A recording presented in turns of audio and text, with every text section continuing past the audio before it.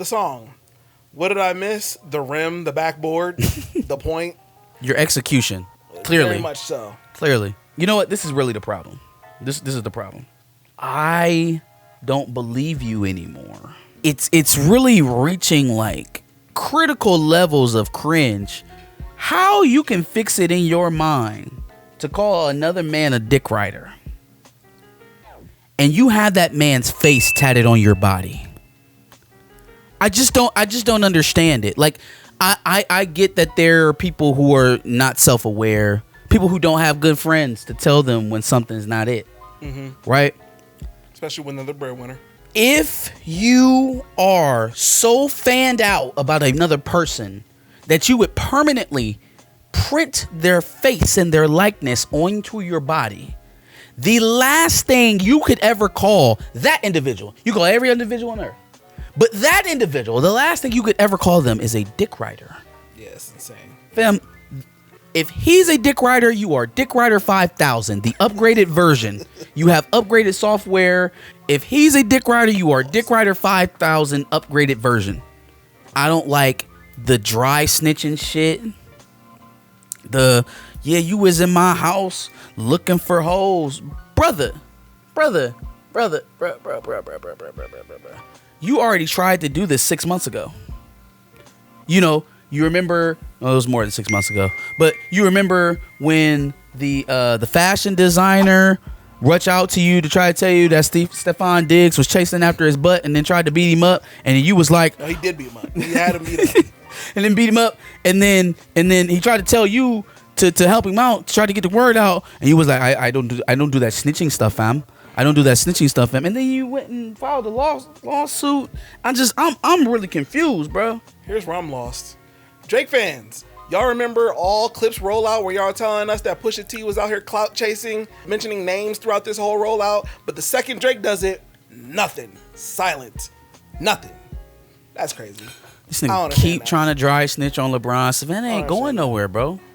You know what his real problem is? Savannah ain't letting him touch her. See, all of his other friends, he's been able to sleep with their wives.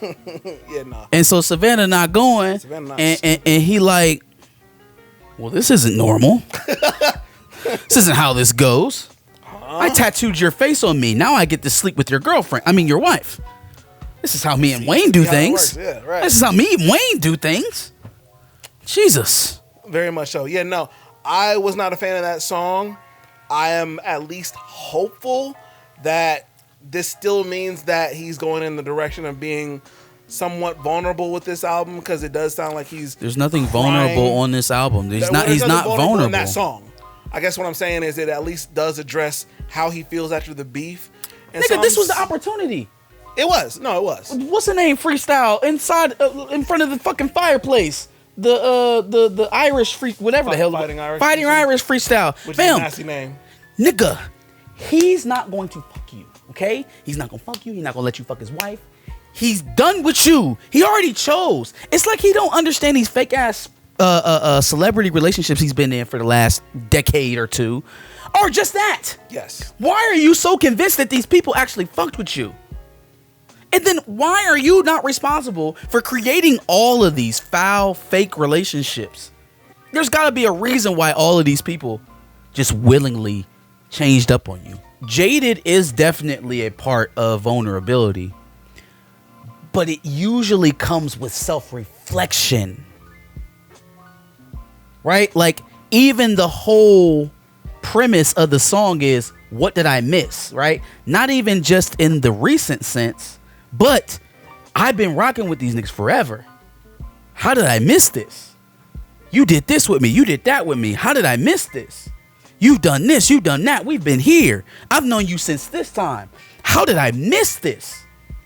If there's no self-reflection, then you don't understand that you've been putting fake people around you for an entire lifetime now. And you don't really understand what a real relationship is. And that's why you're so confused. How were you confused about being actual friends with LeBron James? Make that make sense to me. How are you confused about not actually being real friends with the number one athlete in the world for the last 15 years? How are you confused about that? That this is not just a mutual, It's like he doesn't have an understanding of friendships, and then friendships that are advantageous to both of our businesses. Public relations type deals. And you would think a guy who's been in front of the camera this long would understand that. Mm-hmm. That's why I say there is no self-reflection. What there is a lot of blaming. There's a lot of belly aching. There's a lot of begging for sympathy. But there is no, I shouldn't have did that. I shouldn't have went there. Hell, if he was slick about it, he can tell us about all the friends' wives he slept with. He could do it, except he's not man enough to tell us what he did to any of these individuals. Zero self-reflection. Well, the self-reflection takes honesty, and I think at least as of recent, he hasn't been honest about himself for quite some time, for years at the very least. And to address Latrell Bradshaw, I also agree with Marcus. I just don't know if it's like 100% nothing. I think it's a very small amount. I think his music is vapid. I think it's superficial. I don't think he tries to let us in any real way. I think letting us in would require a level of honesty that he hasn't even been with himself more than likely for quite some time. So in that, I think me expecting an album where he's doing that, again, I'm asking for something that's probably not going to happen. But if you did that, I would listen.